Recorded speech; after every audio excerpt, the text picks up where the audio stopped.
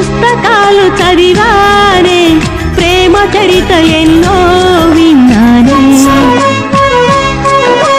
ప్రేమ జంటలను కలిసానే, ఈ ప్రేమ మహిమలేంటో అడిగానే. ప్రేమంటే సముద్రమన్నారొకరు, ప్రేమంటే అమృతమన్నారింకొకరు.